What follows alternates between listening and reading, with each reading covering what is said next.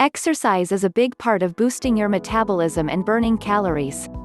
Unless you're born with one of those unusually active metabolisms, which allows you to eat thousands of calories a day without gaining weight, you're like the vast majority of us who need to give our metabolisms a bit of a kick. Cardiovascular aerobic exercise is an important part of boosting your metabolism.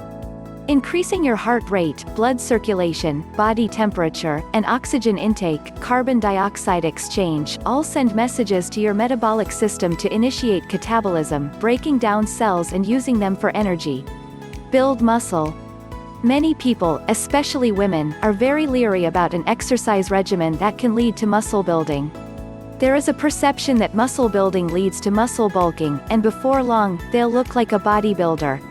Provided that women aren't supplementing their workouts with specific muscle-building supplements, there is no need to be concerned, because building lean muscle won't make them bulk up. But why worry about building muscle in the first place? Because a pound of muscle burns more calories than a pound of fat. So the more muscle you have, the more calories you'll burn. You don't even have to do anything. You'll simply burn more calories, because muscle requires more of an energy investment. But if you build muscle and then leave it without exercise, over time, the muscle fibers weaken and you'll lose that wonderful calorie-burning factory.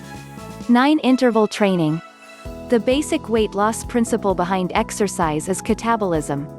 Essentially, if you can engineer your body to require more energy, your body will comply by breaking cells down to deliver it.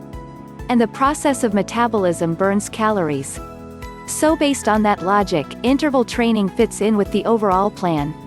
Interval training is simply adding a high-energy burning component to your exercise plan on an infrequent, or interval, basis. For example, if you can jog for 20 minutes every other day, you're boosting your metabolism and burning calories, energy. But you can actually burn disproportionately more calories if, during that 20-minute jog, you add a 30-second or 1-minute sprint. Why? Because during this 30 seconds or 1 minute, you give your body a bit of a jolt.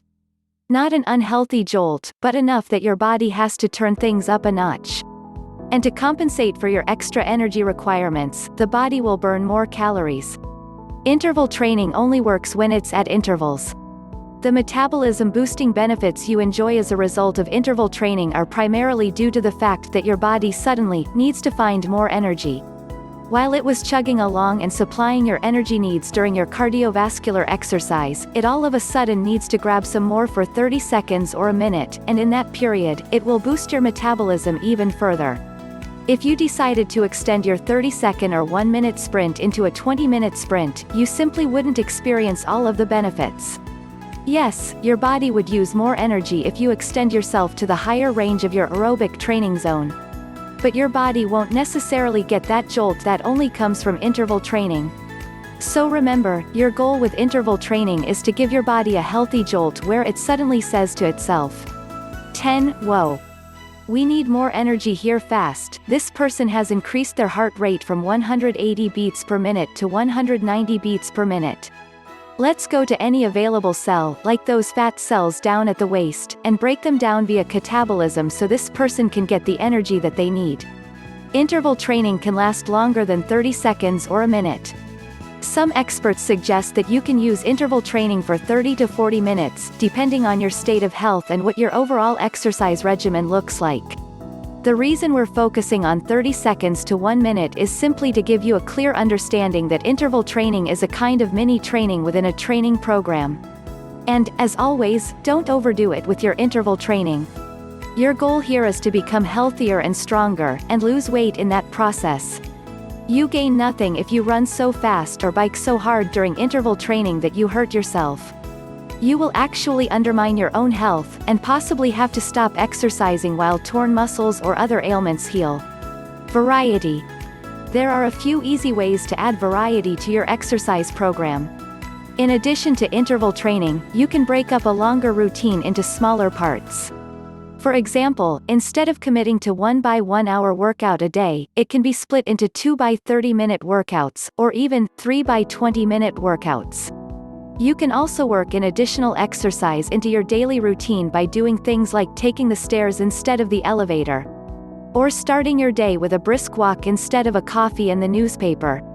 Instead of parking close to the entrance of a building, park as far away as possible and walk. All of these tips provide 2 metabolism-boosting benefits. First, they can make exercising more fun. While it's important to have an exercise routine, you don't want to have a boring exercise routine, because then your chances of stopping are that much greater. So adding these new elements to your overall exercise commitment simply helps encourage you to stick with the program. And since exercising is a core part of 11 boosting your metabolism, any technique or tip that helps you continue exercising over the long term is a wise piece of advice. The second important benefit of variety in your exercise program leads us back to the interval training concept, discussed above. When you add variety to your workout, your body cannot get into a groove. Remember, the body is a remarkable piece of work, and will always strive to do things efficiently. Naturally, the overall state of your health, which can be influenced by genetics and other factors outside of your control, will play a role in how efficiently your body runs. But regardless of how your body is put together, it wants to do things as efficiently as it possibly can. So when you start exercising, your body develops an expectation of energy output. It's not doing this to be lazy, it's doing this because it's efficient. If your body starts to predict that you need a certain amount of energy to complete a 20-minute jog, but then you jog for 2 minutes, followed by 5 minutes of walking, 2 minutes of jogging and 1 minute of sprinting, your body may require a great deal more energy to help you achieve this. As a result, you may find yourself very out of breath or tired as your body strives to meet this increased demand. Naturally, catabolism will be involved and your body metabolism will increase.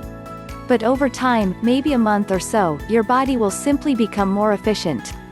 It will become stronger, and will be able to supply your energy needs much more efficiently. Your health has improved and your body has to work less to provide you with your energy needs. Ironically, this can actually obscure your metabolism-boosting efforts, because you want your body to start the catabolism process, but if your body is efficiently working, it won't dig into its reserves, e.g. fat cells, in order to provide you with the energy you need. So the trick is to keep variety in your workouts. Many people choose to cross-train. It targets different muscle groups, but it keeps your body from finding a groove whereby it tried to help you by slowing down your metabolism. Remember, your body doesn't read books like this. It doesn't need to, and it doesn't care. It has no clue that a speedier metabolism is good or bad.